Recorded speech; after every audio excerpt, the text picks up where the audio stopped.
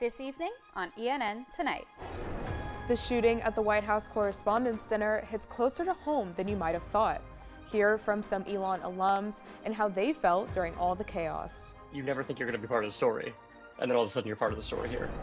Coming up, a festival of food, sustainability, and even an appearance from an unexpected guest. How Elon is moving to celebrate Earth Day. And stay tuned to see how Elon baseball played against UNC Wilmington this weekend. Those stories and more. ENN Tonight starts now.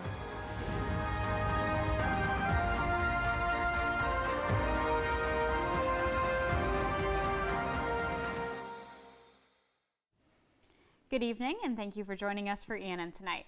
I'm Abby Grapley. And I'm Abigail Hines. Let's dive right into this week's top stories. Investigators are still working to determine the motive behind the shooting at the White House Correspondents' Dinner Saturday evening. There were over 2,000 people at the dinner, including some Elon alumni. Our Charlotte Fabi spoke with 3 of those alums to hear their firsthand experiences. I hear bang, bang, bang, bang, and then I heard get down, get down, get down. Anne-Marie Bonner says it was her worst nightmare. I couldn't even think about journalism at that point, honestly, because I was like, what the actual heck just happened? The Elon alum and Spectrum News producer hid under a table after hearing gunshots at the White House Correspondents' Dinner on Saturday night. Bonner says what followed was chaos. A ton of confusion in a ballroom full of journalists with limited cell service. Nightmare, like literal nightmare. Bonner is one of several Elon alums who attended the event. NBC reporter Gary Grumbach was seated in the balcony. He says he quickly started taking notes about everything around him. I stayed in the ballroom until they kicked us out, until they said, get out of here, go home, this is over.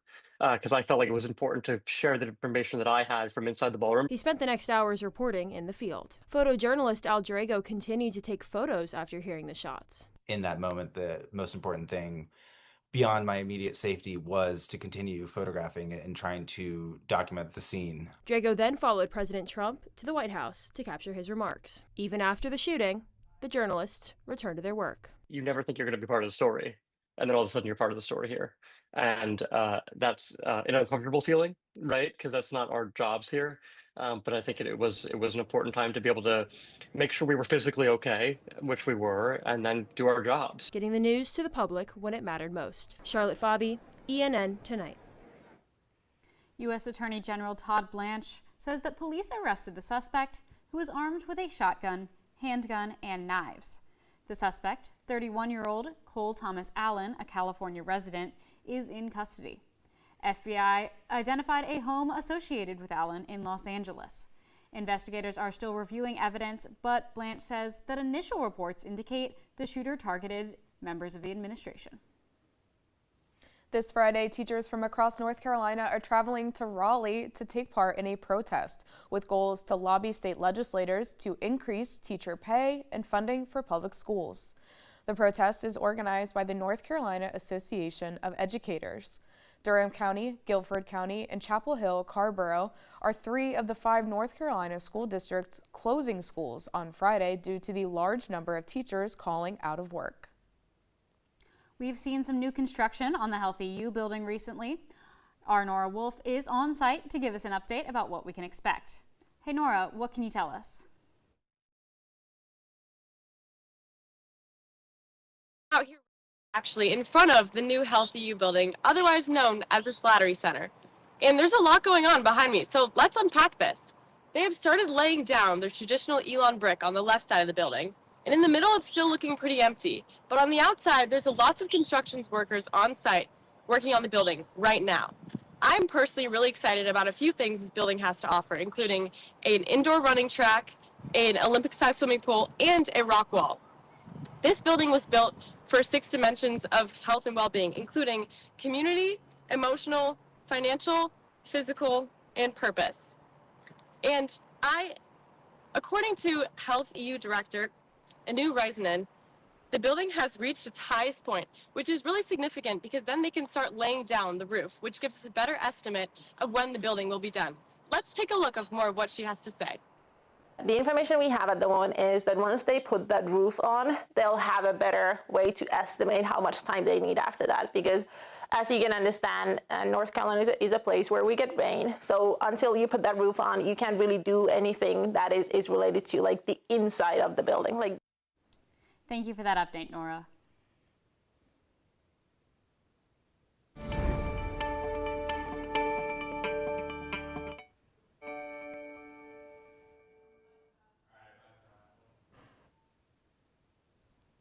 North Carolina has been under a burn ban since March. Fire pits around campus in places like the historic and Colonnades neighborhoods have been turned off until further notice.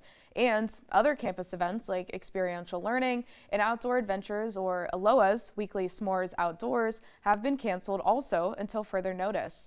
To tell us more about the burn ban, our Mackenzie Cruz is in the virtual studio. Mackenzie? Thanks, Abigail.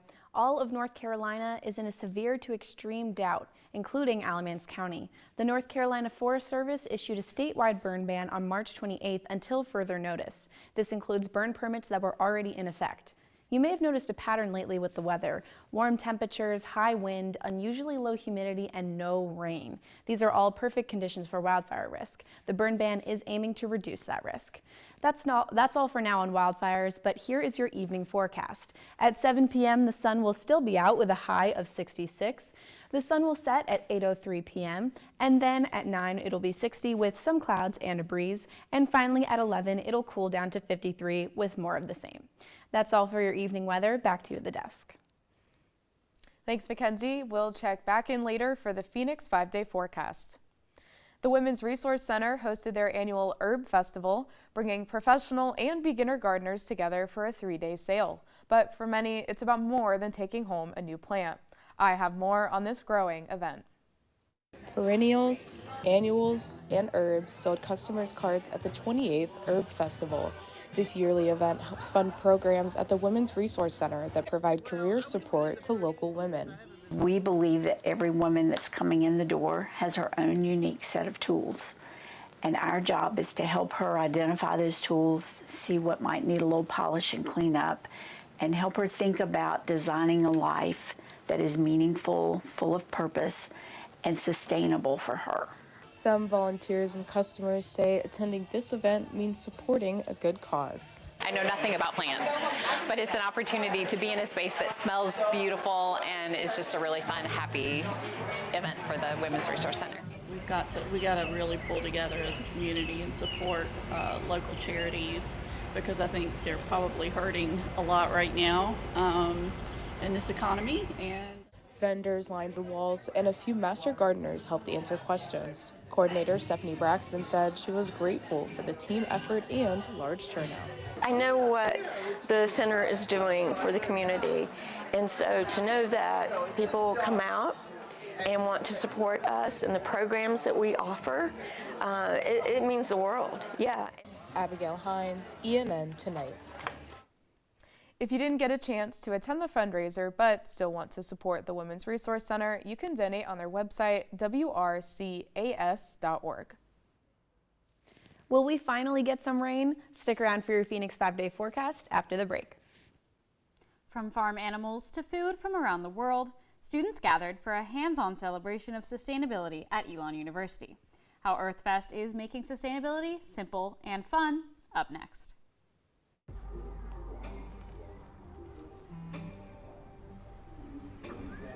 I don't know why you're so sad. You've got a roof over your head. You gotta stop with that depressing stuff. That's what white people think. You alright? It just feels like it's coming from everywhere. Do you wanna talk about it? You can talk to me if you're feeling sad. Whenever you need to talk, I'm here, okay? Whether it's our stories,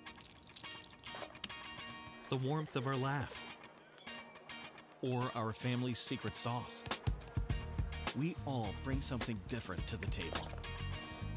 So make some space. The power of connection is waiting right outside your comfort zone. Learn how you can help strengthen your community at belongingbeginswithus.org/teamup.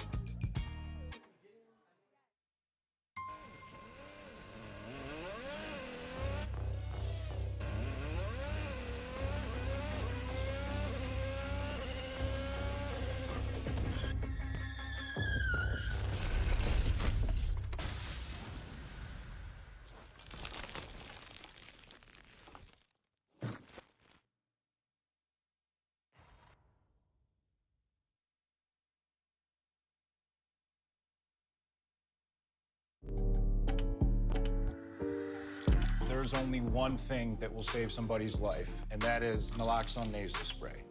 Get 911 on the phone, get the emergency responses there on their way.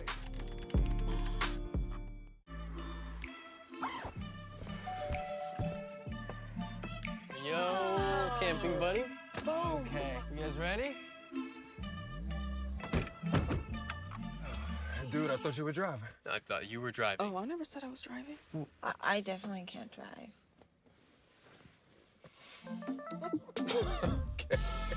If you're high, just don't drive. It's illegal everywhere. If you feel different, you drive different. Hate is loud, but love is the majority.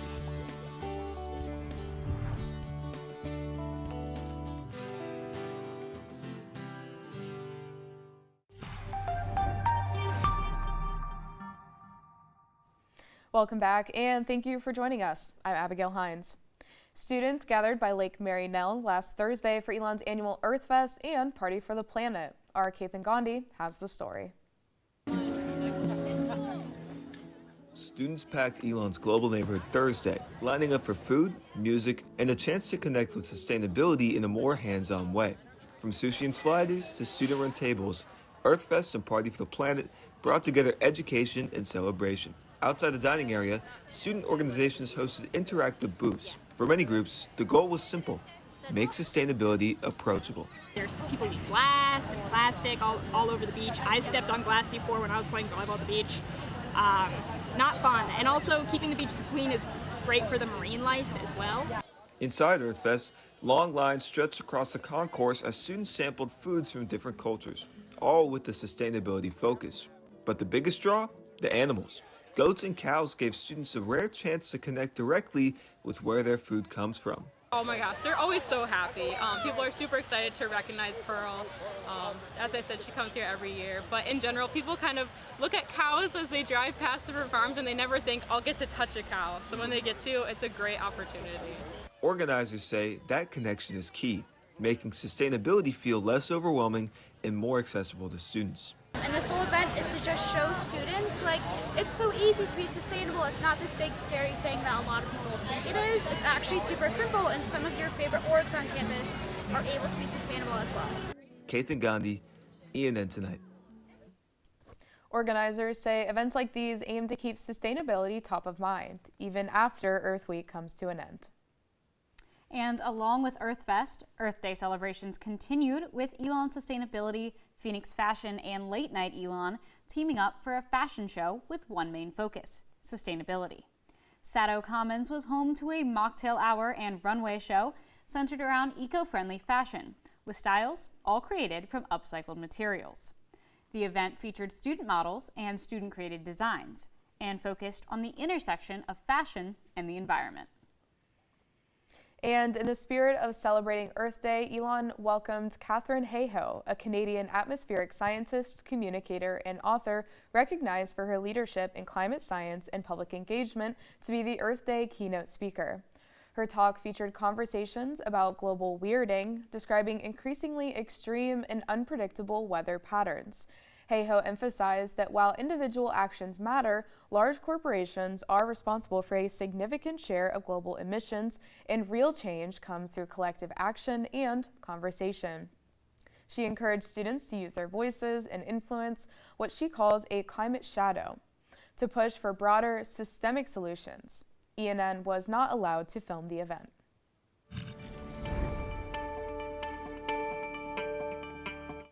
We had a warm end of the week last week, and it cooled down early this week. So Mackenzie Cruz is back in the virtual studio to tell us what the rest of this week looks like. Mackenzie, what's the forecast? Thanks, Abby. We're looking at a nice week up ahead and hopefully some rain. Now for your Phoenix 5-day forecast. Tonight we'll have a low of 43 and cloudy skies. Tomorrow will be mostly cloudy with a shower in the morning, and there will be a high of 68 and, although cloudy, a UV of 9. Wednesday we'll have a high of 71 and hopefully a thunderstorm with the clouds rolling in. Like I said earlier, North Carolina has been in one of the longest droughts in a while, so we could really use some rain. Thursday we'll have a high of 68 with sun and winds of 14 miles per hour. And Friday brings in May with sunny skies and a high of 67. Finally, the clouds will come back Saturday and cool down to 62. That's all. Back to you at the desk. Thanks, Mackenzie. Elon's recording company, Limelight Records, hosted their annual Lime Fest. The festival took place on Young Commons with various student artists performing throughout the evening. The event gives live music lovers a chance to gather outdoors, enjoy performances, and support student musicians. But beyond entertainment, Lime Fest also provides valuable real-world experience for students involved in the program. From stage setup to sound engineering, students take part in every aspect of production, including managing the logistics of a large-scale event.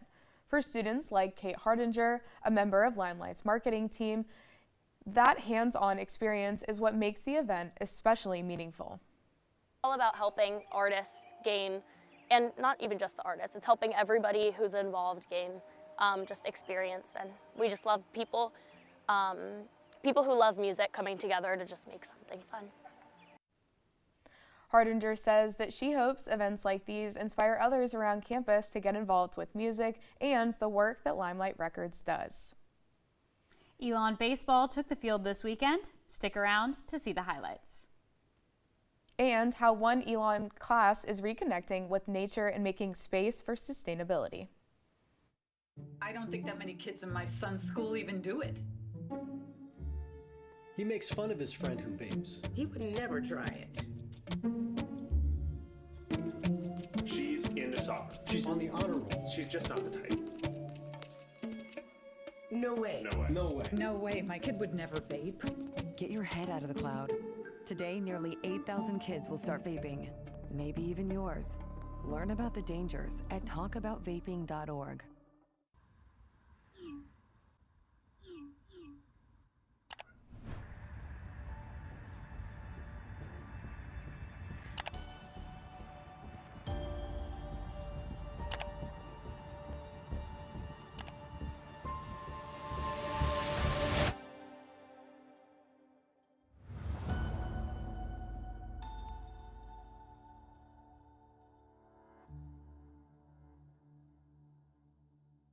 Even more than I wanted a gold medal, I wanted a heart of gold, like the mentors who were my balance beams refusing to let me down, and the coaches who spoke out to anything out of bounds, heroes who never stood on podiums, but stood up for me. Every shot I made, give the assist to those who since my youth were referees, ready to blow the whistle and end abuse.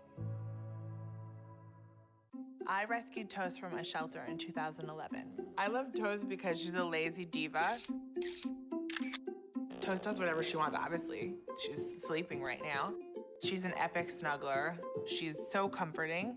She's so loving. Toast makes me laugh. When I walked into the shelter, I knew right then that she was special.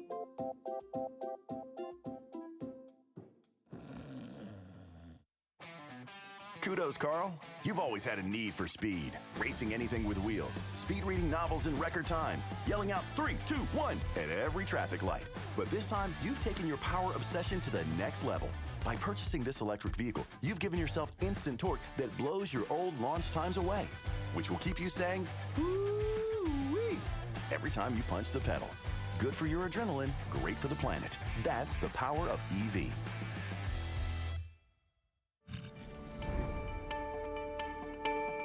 Welcome back. Let's take a look at this week's sports. Elon baseball wrapped up its series with UNC Wilmington yesterday, but it was a tough few days at Latham Park. Our Kathan Gandhi joins us in studio to give us a recap of the weekend. Abby, entering the weekend after a series win over Campbell University, the top team in the CAA, Elon looked like it was building momentum just at the right time. Friday started much the same. After falling behind 8-2 early, the Phoenix rallied, tying the game in the 8th. But in the 9th, sophomore Keller Hamilton allowed a go-ahead single as Wilmington escaped with a late win. That loss really set the tone for the rest of the weekend. On Saturday, Elon trailed only 1-2 heading into the 8th before the Seahawks put up 4 runs to seal another late victory. By Sunday, that momentum was gone. Starter Owen Weinbarger let up 5 runs in the first 3 innings. That was a deficit Elon couldn't recover from, falling 8-1 and getting swept in the series. Head coach Mike Kennedy told ENN the energy by Sunday felt more like an inter-squad game and a lot less like an actual conference matchup, saying he was really disappointed by the team's lack of fight. Elon now has just 10 games left before the end of the regular season, looking to reset their next series. That's all I have for you. Now back to you at the desk. Thanks, Kathan. The Phoenix will be looking to bounce back when they hit the road later this week to take on the College of William & Mary. The Zen Zone, a common space for students in Loy Farms, is officially open. Our Alice Morrissey was there to share more about this student project. Professor Michael Strickland's Human and Nature class has been working all semester to create the Zen Zone, a space for students to relax, located in Loy Farms. Each aspect of the space was contributed to by a student team, with the pride of the Zen Zone being the student-engineered solar panel that powers the space. Freshman Logan Bay helped design and construct the solar panel, and for him, the space has become more than a class project. It's become an oasis outside of the hustle and bustle of campus life. I hope people come out here and are able to connect with nature. Being an environmentalist, a lot of the things I tell people to do with nature is be outside and observe it. Because nature will tell you whatever it wants to tell you when you come out here. It's not like it's going to be secretive. I mean, you can't hear what the birds are saying to each other, but it's nice to hear them talk. The space was paid for by a donation made by a family with 2 Elon graduates. Shout out to the Weisskopfs in California. The family said they wanted to help fund a project that could connect to Loy Farms and be a resource for students. With that in mind, Professor Strickland decided to make creating the Zen Zone an opportunity for hands-on teaching, a premise he says is valuable for students. I think there are enough built-in facets to the average college communication for those classroom typical kinds of study about this, discuss it, write about it kinds of experiences. And I include those in my classes too. But I don't think there's enough experiential, hands-on kinds of things. So I try to push those whenever possible and support my colleagues when they're trying to do it in their classes too. The Zen Zone is now open for students to enjoy after a semester of hard work. Alice Morrissey, ENN Tonight. Strickland says he hopes the space continues to be a resource for students looking to unplug for years to come. There are a lot of activities happening on campus this week. Let's take a look at the calendar. On Wednesday, Elon's student-led health education team, Sparks, is hosting Are You Smarter Than a Sexpert in the Lakeside meeting rooms. The event is an interactive trivia game where students can test their knowledge and challenge common myths surrounding sexual health. Wednesday also marks the annual Maker Takeover at the Mosley Center from 4:30 to 6:30. The event will feature 50 student projects ranging from woodworking to electronics. On Thursday, Limitless Productions, Elon's premier hip-hop and R&B organization, will be hosting their showcase at the College Street Tap House starting at 7 p.m. And moving later into the week, more music and fun is coming to Elon Friday, when Late Night Elon and the Black Student Union will host Coolin' on the Commons from 5 to 9 p.m. at the Phi Beta Kappa Commons. Coolin' on the Commons is a celebration of Black culture and community, featuring various musical performances and food trucks. And another major event coming up is the Spring Undergraduate Research Forum, also known as Surf Day, happening tomorrow. All classes and campus events have been canceled to give students and faculty time to attend research presentations. This year marks a record turnout with 387 students presenting their work. The full schedule was released this morning with events planned throughout the day. 3 sessions of poster presentations will take place in Alumni Gym, with the first session beginning at 8:15 a.m. The schedule also includes 3 blocks of oral presentations held at various locations across campus. The first begins at 10:30 a.m., followed by sessions at 12:45 and 2:20 p.m. The complete schedule is available online for more details. As weather heats up, students are keeping things cool on campus. Our Emma Perman has more on the cooler tradition. It's fraternity banquet season, and that means coolers. Students across campus are picking up paintbrushes, gathering with friends, and turning coolers into personalized creations. Freshman Ava Van Morsel, like many other students, have turned to platforms like TikTok and Pinterest for inspiration. Well, I think it's personal to whoever it's being made, for or with. I know the person I'm making mine for is like, I'm gonna add something that kind of has to do with him. While the tradition continues, it has recently raised some concerns on campus and have led to stricter enforcement of existing policies. Students are required to use protective coverings while painting to avoid damaging sidewalks, grass, and other university property. It's just not cute. It doesn't look good. And the school's really beautiful, and I know they take pride in it. In an email to ELN News Network, Associate Director of Student Involvement Sam Lopez says these policies are not designed to prevent students from engaging in tradition, but rather to ensure it's carried out with university standards. Emma Perman, ENN Tonight. As cooler season continues, students are encouraged to get creative while also keeping campus clean. Coming up, how one Burlington business is taking a unique approach to marketing. Hear that? That's the sound of your life. Perfectly imperfect. But every time you drive after drinking, the music gets drowned out. Your life sounds pretty great. Don't let a buzz ruin it. Buzzed driving is drunk driving. Don't drive buzzed. There was an old woman who lived in a shoe. She had so many children. She didn't know what to do.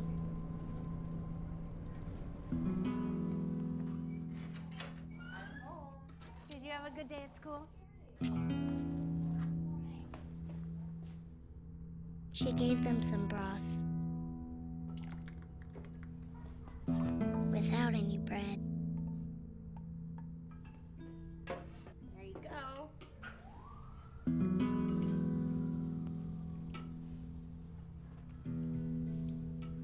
And kissed them all soundly.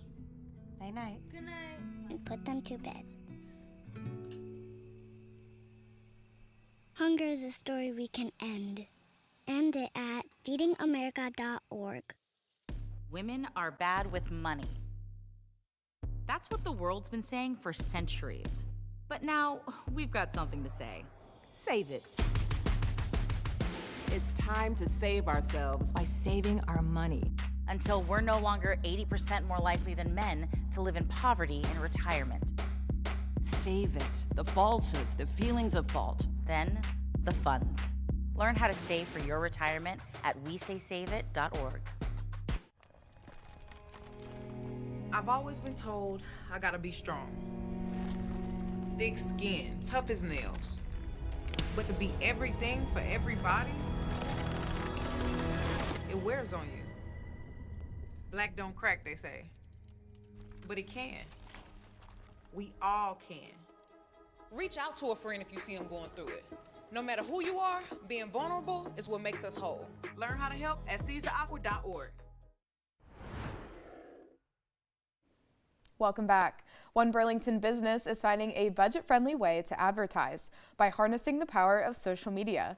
Upside Aerial Arts and Fitness offers acrobatics and circus arts classes for students of all skill levels.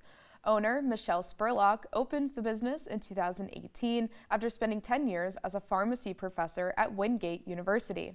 Over the years, she says the business has changed locations, but one thing has stayed consistent: her marketing budget. That's because much of their growth comes from the attention and engagement they receive on social media platforms like Instagram. Our marketing budget is still really, really tiny because social media is free and people want to share this amazing thing that they're doing. So actually our students are our best advertisers because they come to class and they take videos of themselves and then they post it and then all their friends go, oh my gosh, what is that cool thing? Where is that? And then they find us. Well, that's all the news we have for you this evening. Thank you so much for joining us. Head over to our website, elonnewsnetwork.com, for stories, sports, and more. And make sure to follow us on social media at Elon News Network. Have a great night, Elon.